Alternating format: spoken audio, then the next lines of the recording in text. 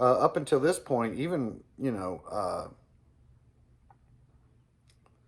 one before this one, with oh fuck, why can't I think of that name? Oh, Let There Be Rock. Hey, welcome to Thursday Collection Connection, where we're playing that game. It's just an excuse to talk about records. I play the game with my brother, Plastic Eric, from the Plastic Soundwave Cult channel, and you can follow along and play along by subscribing to both channels. In Eric's last video, he talked about AC/DC's Powerage. I'm assuming it's Powerage, not Power Age. I think it's all one word. And that's not an AC/DC album that I have. I was not familiar with any of the songs from the album, but it was AC/DC. It's about what you would expect. I have a couple of the big ones. I have Highway to Hell and Back in Black, but those are the only AC/DC titles that I have. I'm familiar with Dirty Deeds Done Dirt Cheap also from our childhoods. And maybe for those about to rock, but AC/DC falls a little outside of my wheelhouse. They're one of those stubborn bands that just has some good tunes. And so I bought the albums that had the good tunes on them that I like. You wouldn't think of me necessarily as being a big AC/DC fan. I'm not a big AC/DC fan, but I do like them. What they make me think of, my initial thought for a connection was that they are so fundamental in their rock and roll. They're kind of, guitar, bass, drums, blue collar, mythologizing about playing rock and roll, and it's kind of all about not necessarily sex, drugs, and rock and roll, but maybe sex, booze, and rock and roll. It seems to be kind of the bulk of their subject matter. And so a lot of their songs feel like variations on the same themes and kind of sound the same. You always know when you're listening to an AC/DC song. So my first thought was another band that I think that about is the Smithereens. Feel like they rewrite or that they rewrote the same song often. And I like the song, so that's all fine and good. But I thought that was maybe a little tenuous. And for a connection, and the low-hanging fruit there is a band that lost their original lead singer, but since Eric showed Powerage, which had Bon Scott and not Brian Johnson singing the vocals on it, it would seem like I would need the earlier singer on my Connectivity album. But the only one I could think of that I had was 1984 from Van Halen, from the David Lee Roth era of Van Halen. And so I didn't want to really do Van Halen necessarily. It felt a little too close to AC/DC.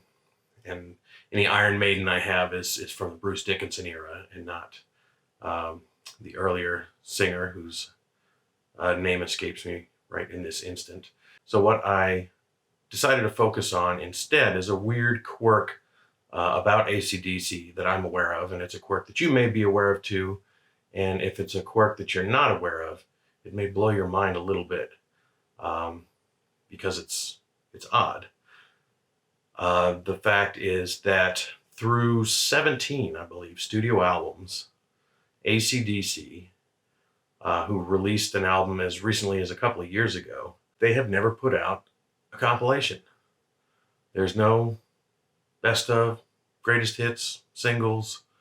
They've just never done it.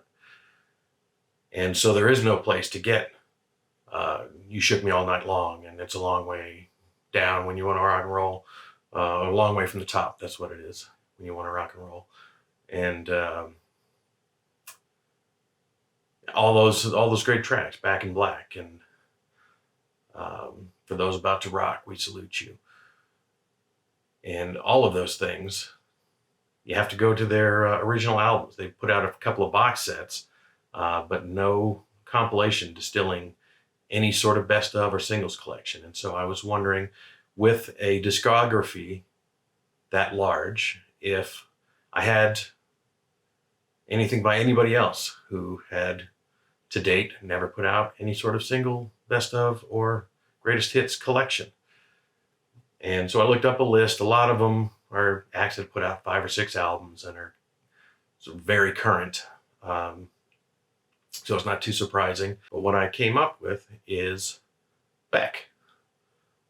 Beck has put out 14 albums, I believe, to date, and also has no greatest hits, no compilation to his name.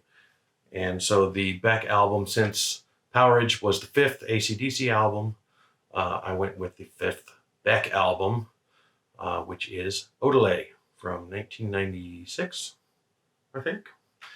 And so I have a spotty Beck collection. He's definitely closer to my forte than AC/DC, but still I only have about 5 of his albums. I have the single for Loser, I have Odelay, Midnight Vultures, and Morning Phase, Sea Change, and Colors. And ironically, I could really use a Beck collection because I could see from my listening habits that I tend to pluck out 1 or 2 songs that are the ones that I really like and really barely listen to anything else on the albums. So for Odelay, it was The New Pollution, Far and Away was my jam off of that. But even the other singles, Where It's At was a pretty big single. Is not one that I've listened to a lot over the last 20 years. The most recent one that I have, Colors, is the one that I've listened to the most. It's the one that most of the album is in double-digit playback as opposed to 2, 3, 4 listens.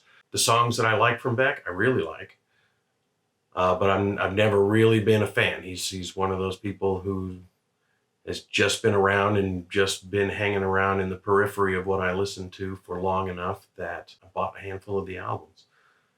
Some of them, the Sea Change and Morning Phase, more on critical adulation.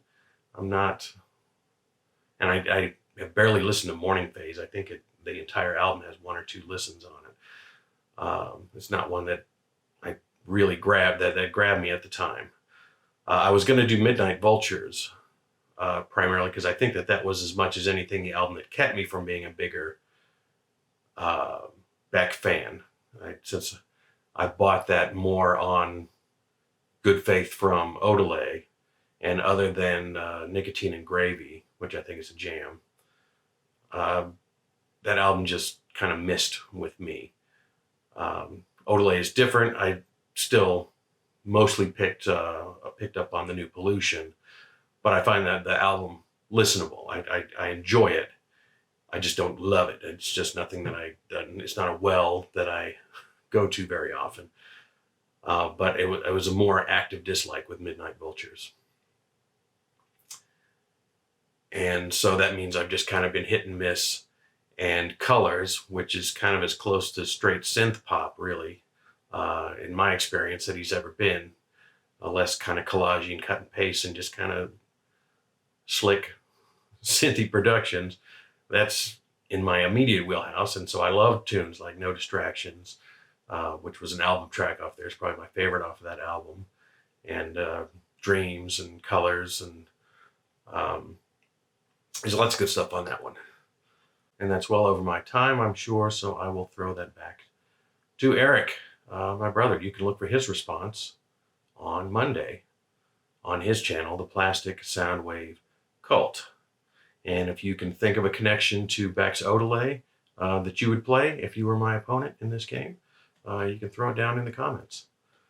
And that's more or less it. I thank you for watching. Bye-bye.